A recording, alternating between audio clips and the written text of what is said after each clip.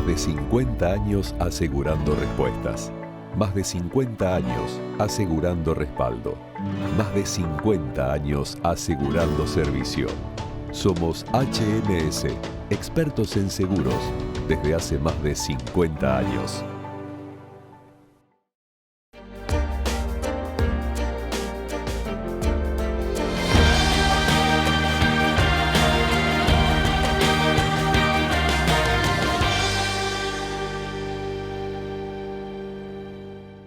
Todo lo que hicimos en la costa lo hicimos porque nos escuchamos y trabajamos en equipo. Vos, que querés vivir en un lugar que te encante, y nosotros que lo estamos haciendo. Y así funciona. Juntos hacemos más y disfrutamos más de la costa.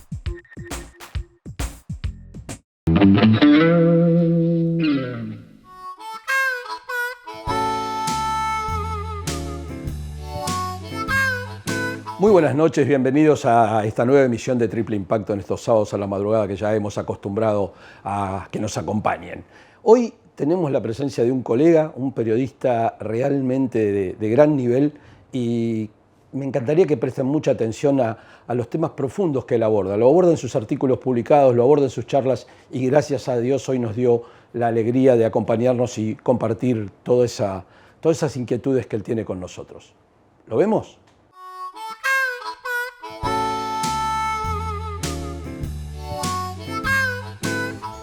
Decíamos en la apertura que es un gran placer tener a un colega, yo digo colega y colega, para mí yo me pongo chiquitito porque es un gran periodista que hoy nos visita, y le voy a pedir que use su cámara para presentarse y después empezamos a charlar como hacemos habitualmente. Luciano, muy bienvenido. Bueno, muchas gracias Marcelo por la invitación. Yo soy Luciano Román, soy periodista desde muy joven, trabajé 30 años en el diario El Día de La Plata, la ciudad en la que nací, en la que vivo.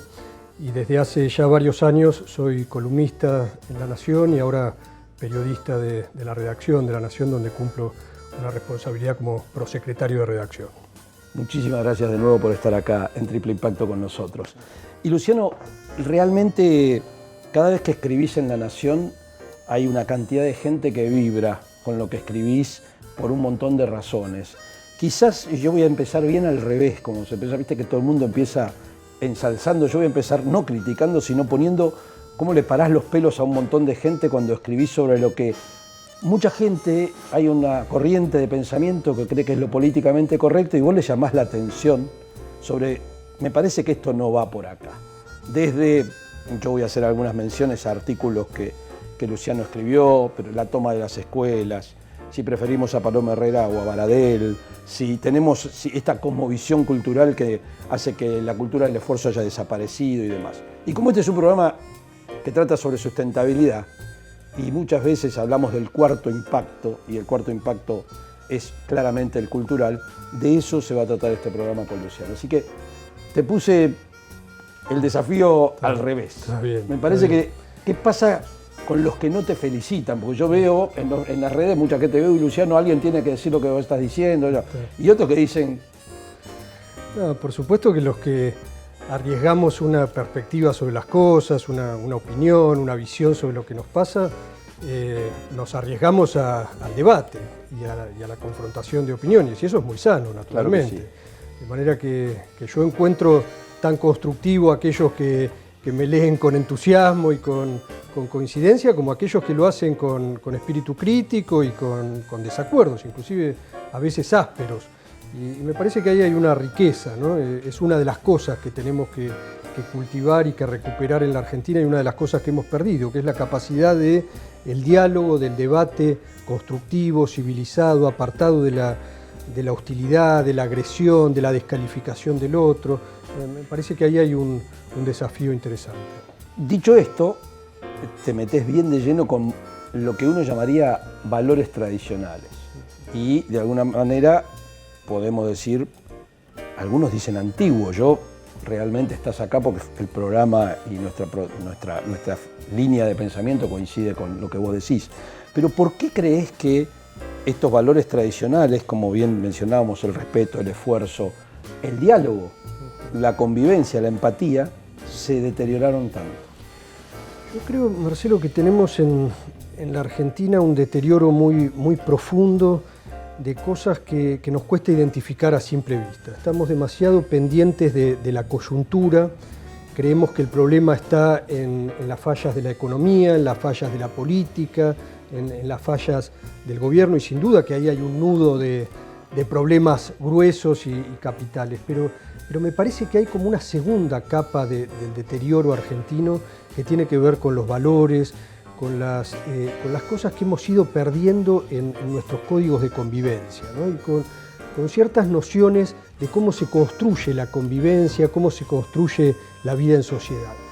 Me parece que en eso, sin caer en este simplismo de que todo pasado fue mejor y de que hay como cierta nostalgia generacional de cosas que antes funcionaban y han dejado de funcionar. Por supuesto que los tiempos se transforman y en esas transformaciones hay muchas cosas virtuosas y muchas cosas a las que tenemos que adaptarnos con entusiasmo, aún cuando muchas veces nos resulte difícil. Pero me parece que hay valores permanentes, estables, que debemos recuperar y debemos rescatar, y que en la Argentina realmente hemos ido extraviando. Uno es el del diálogo.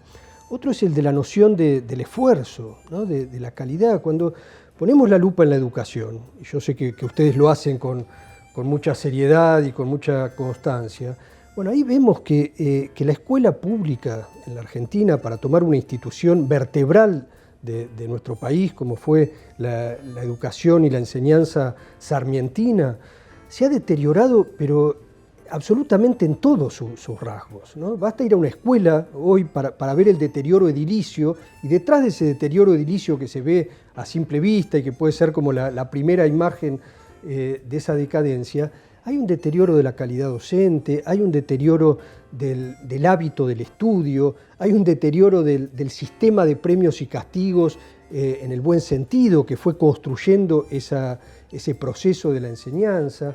Hay un deterioro de la convivencia escolar entre los propios chicos, de los chicos con los adultos. Hay un quiebre del pacto entre los adultos. Hoy vemos que los padres discuten con el docente si el docente le pone una baja nota a su hijo, ¿no? Y esto que para mi generación, que no es tan anacrónica, yo tengo 53 años, de manera que no hablo del siglo XIX, claro, hablo de... Te educaste claro, te educaste hace poco. Claro, de hace 5 minutos en términos históricos. Claro. Bueno, ahí ese pacto entre los padres y los maestros funcionaba de una manera muy natural, muy espontánea. Y no era solamente de los padres con los docentes, era de los adultos en general, ¿no? Nosotros jugábamos en el barrio, y si el vecino nos retaba porque estábamos jugando con la pelota contra un vidrio, mi padre le daba la razón automáticamente, porque el adulto tenía razón. Y había un pacto tácito en la educación de los chicos. Ese vecino los retaba porque también tenía cierta conciencia de su responsabilidad, ¿no? Claro. Y los chicos del barrio eran de algún modo también su responsabilidad, ¿no? Bueno, esos pactos naturales que funcionaban en la sociedad se han ido resquebrajando. Y hoy, si imaginamos esa misma escena, si un vecino le llama la atención al chico que está jugando con la pelota contra el vidrio, el padre va y le discute, ¿y cómo te metés con mi hijo? Hemos roto ese pacto entre los adultos. Y me parece que ahí hay una clave de este deterioro general de la Argentina. Y cuando vemos, bueno, ¿qué nos ha pasado?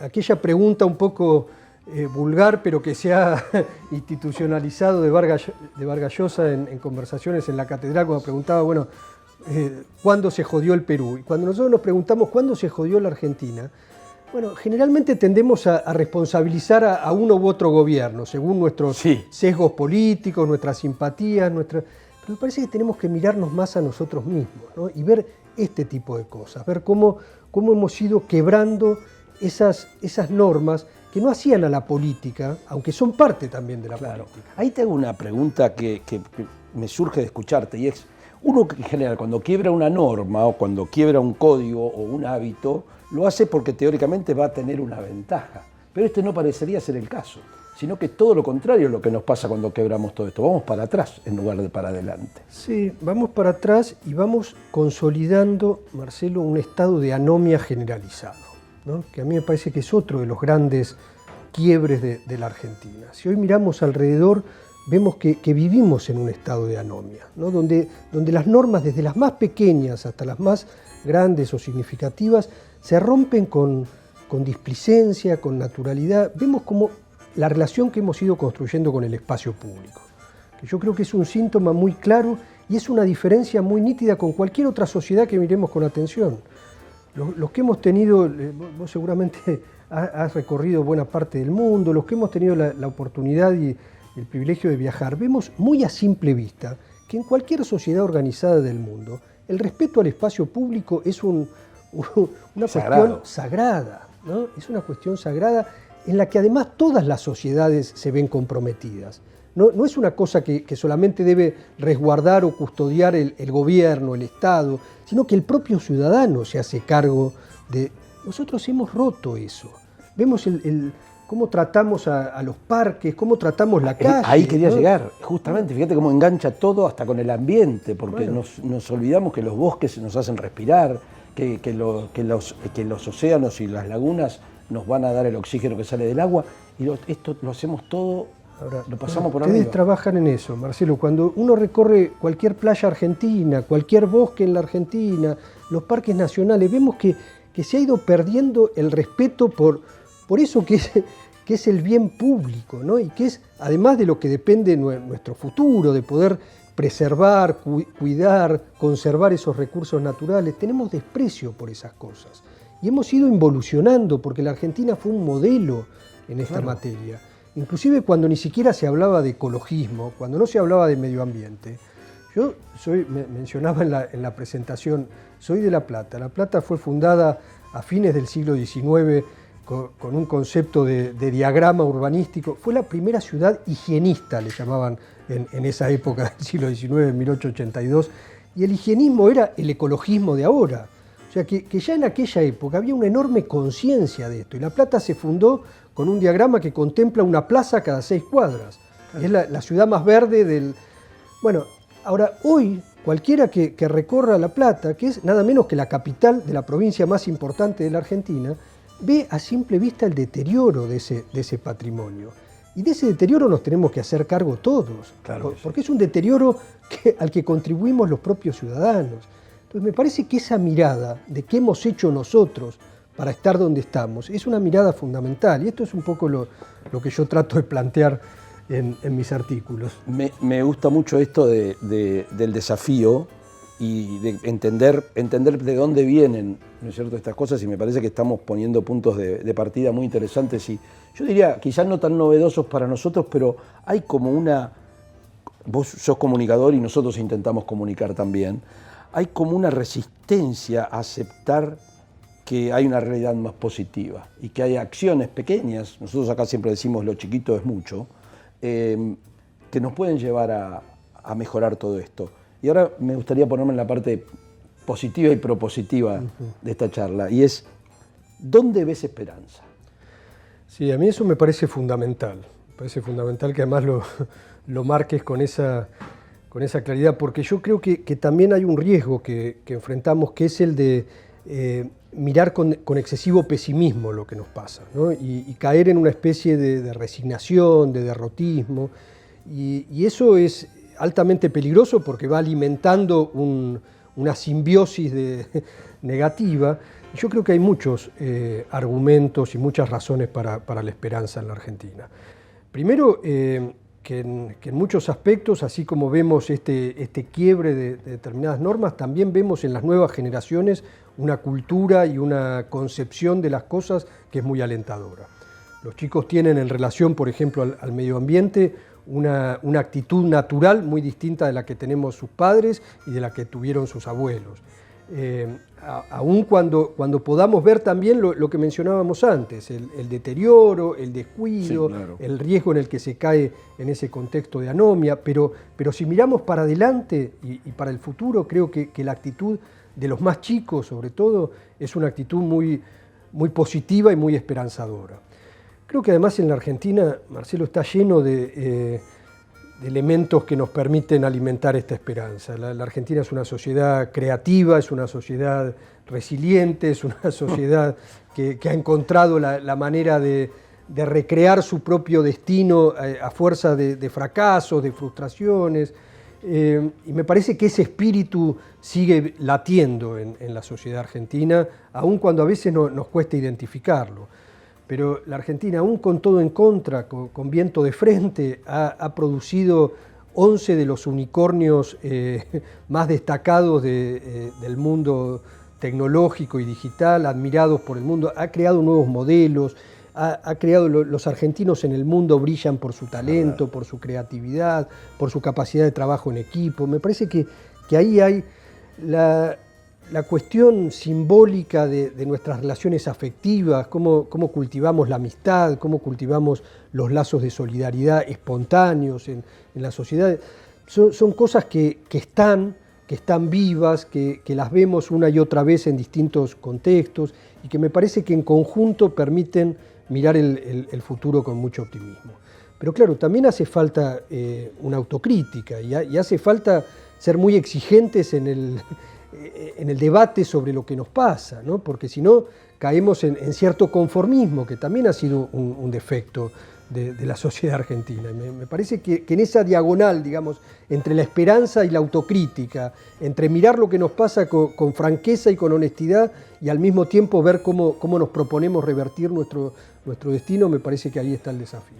Yo creo que hay hablando de diagonales, ¿no? Dijiste algo y me parece que hay una diagonal hacia ver que el esfuerzo paga. Acabas de nombrar los 11 unicornios. Y fíjate que al principio hablamos de la pérdida de la cultura del esfuerzo. Sin embargo, la cultura del éxito no se perdió. Todos idolatramos al exitoso, al rico, que es algo bastante nuevo. Antes una celebridad era alguien que trascendía por su gesta y su misión y sus valores, y hoy una celebridad es alguien que triunfa en los medios. Entonces, quizás hay una diagonal, ¿no es cierto? Como dijiste vos, entre ver el éxito de aquellos que se han esforzado desde otro lado, desde otra manera, pero con su creatividad, y el éxito que han tenido, justamente hablamos del triple impacto acá, ¿no? El éxito económico que han tenido. Entonces, quizás por ahí haya un camino. Estoy reflexionando, no tiene que ver la pregunta, pero quiero unirlo de la pérdida de la cultura del esfuerzo con estos casos de éxito argentinos encima, contra viento y marea, como decías vos. Sí, yo creo que ahí lo que tenemos que acentuar, Marcelo, y me parece que hay muchos aportes interesantes en ese sentido, fundaciones como la de ustedes hacen una enorme contribución, pero me parece que tenemos que acentuar la valoración de esos modelos. Me parece que ahí hemos ido retrocediendo. Yo alguna vez digo como una figura, el viejo cuadro de honor de las escuelas, ¿no? Claro. Donde se destacaban los mejores alumnos. Entra el mérito acá en esto, claro, ahí estamos hablando del mérito. Si se quiere, una cuestión simbólica, pero bueno, en ese simbolismo reside algo muy de fondo, que es la disposición de la sociedad a destacar sus mejores valores, ¿no? A estimular el mérito, a crear esta sensación de que es bueno ese reconocimiento y esta aspiración a estar en el cuadro de honor del colegio, digamos.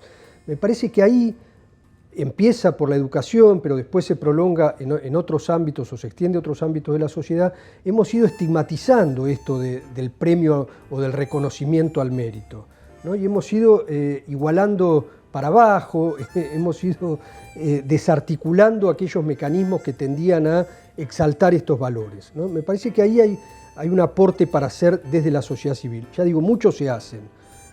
La entrega de los premios CONEX, por ejemplo, por citar algo que todos identificamos, es un esfuerzo valiosísimo en este sentido. Es en destacar el talento, el esfuerzo, el logro, el éxito, una palabra casi ninguneada en la Argentina. El éxito parece sospechoso. Exacto. El éxito parece generar interrogantes más que aliento y estímulo. Bueno, me parece que lo de los CONEX, por ejemplo, pero no es el único, ¿no? En todos los órdenes existen premios muy prestigiosos que apuntan a reconocer esos valores. Pero me parece que ahí tenemos que rescatar una cosa más. Me volviste a un trabajo que hace un largo tiempo hice y que tiene que ver con cómo puede ser que nos encante tener ídolos, en general deportivos, y no nos encanta tener ídolos como los creadores de estos unicornios. ¿Por qué el empresario exitoso es sospechoso y el deportista exitoso es un ídolo? Bueno, me parece que ahí es donde nos tenemos que mirar a nosotros mismos. ¿Qué estamos haciendo mal para que eso Que no está mal que el pase? deportista sea Seguro, sea un ídolo, seguro. no Y está los mal. deportistas pueden ser figuras muy inspiradoras y las tenemos en distintas disciplinas. Ginóbili es un gran modelo de eso. Ginóbili, Cecilia Basigalupo, hay una gente. Seguro, y colectivamente, los Pumas, las Leonas, pero me parece que hay una mirada muy sesgada en eso. Yo pongo un ejemplo recurrente que es el de Julio Palmás. Julio Palmás es un médico que creó nada menos que el stent. Y es una historia fantástica. Lo destaco porque era de La Plata, porque ahora hace muchos años que vive fuera del país, en Estados Unidos, pero Palmás fue un hijo de la escuela pública de La Plata, hijo de un colectivero que con enorme esfuerzo ingresó a la Facultad de Medicina cuando había exigentes exámenes de ingreso, se recibió de médico y creó quizá lo que ha sido el invento más revolucionario de la medicina moderna, como es el stent. En el Colegio Nacional de La Plata, donde estudió, no hay ni siquiera una plaquita que recuerde acá estudió Julio Palmás, el creador del stent, ¿no? Las decenas y decenas de generaciones posteriores a la suya de ese colegio ni siquiera saben que el creador del stent, que probablemente les haya salvado la vida a sus padres, a sus abuelos, estudió en el mismo aula que estudian ellos. Y me parece que esto es un símbolo, si se quiere, chiquito, pero de esto que hemos... ¿Cómo no destacamos estas cosas? Claro. ¿Cómo no ponemos en primer plano esas fotos, esas historias, esas biografías que son inspiradoras, que han mejorado a la Argentina? En este caso han mejorado a la ciencia del mundo entero. Bueno, pero en todas las escalas, muchas sociedades del mundo, cualquiera, si uno viaja por cualquier ciudad mediana de Estados Unidos, verá lleno de placas: acá vivió fulano. Y en Europa ni hablar, no sabéis ni quiénes son realmente. Bueno, pero es que, claro, destacan eso a sus intelectuales, a sus poetas, a sus científicos, a sus escritores. Nosotros, en eso, al revés. Disculpen la autorreferencia repetida con La Plata, pero está muy bien. Pero uno de los pintores más célebres del país, como Petoruti, que marcó también una bisagra en las artes plásticas, el gran inventor del cubismo, era de La Plata. No hay en lo que fue su casa una sola placa, la ha habido, pero la han robado. No hay un museíto que recuerde la casa de Favaloro. No tiene en La Plata una cosa a lo que los chicos vayan a rescatar, no solamente lo que significó para la medicina, sino lo que significó como símbolo de esto, del esfuerzo, del compromiso con el país. Bueno, me parece que ahí tenemos... ¿Y querés que te diga algo? Está la casa de Maradona en la Paternal, toda revisitada y recreada tal como vivía Diego ahí, que fue la primera casa que le compró a Argentino Junior con el primer contrato. En realidad le pagó el primer contrato con esa casa en la Paternal, donde hay méritos porque él llevó a vivir a sus padres y demás. Por supuesto, pero esa casa está entera, reciclada, convertida en museo. Está muy bien, pero yo digo, ¿y los otros? Claro. Y sin hablar de ese nivel de celebridad, también los pequeños héroes, ¿no? Que también tenemos que rescatar. Porque yo digo, bueno, el creador del stent o Favaloro, pero debajo de ellos hay muchos otros médicos que merecen... Bueno, hemos perdido esto.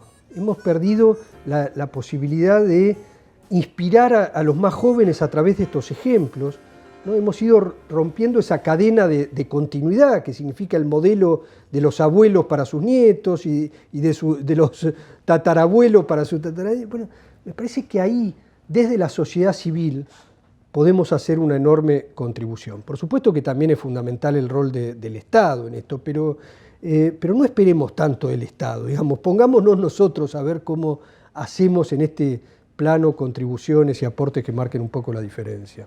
Te agradezco un montón. De eso se trata esta charla, justamente de traer voces distintas para aquellos que no lo habían leído a Luciano, y la verdad que para nosotros fue un enorme placer tenerte acá, Luciano. Muchas gracias por tu mensaje, por tu tiempo y por esta última parte esperanzadora, ¿no? El agradecido soy yo y realmente no solo por la invitación, sino por el trabajo y el esfuerzo que hacen, que me parece que es de las cosas que realmente tenemos que destacar y cultivar en la Argentina. Nos veremos pronto. Gracias. Seguimos nosotros con el programa.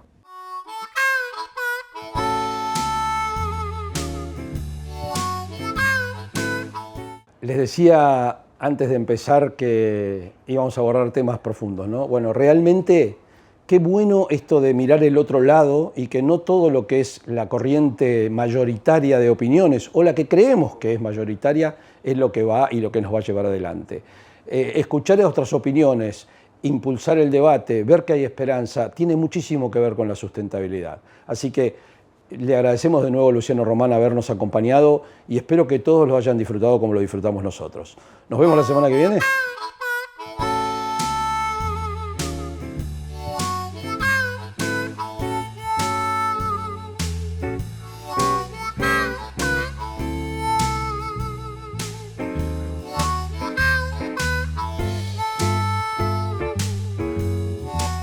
Todo lo que hicimos en la costa lo hicimos porque nos escuchamos y trabajamos en equipo. Vos, que querés vivir en un lugar que te encante, y nosotros que lo estamos haciendo. Y así funciona. Juntos hacemos más y disfrutamos más de la costa.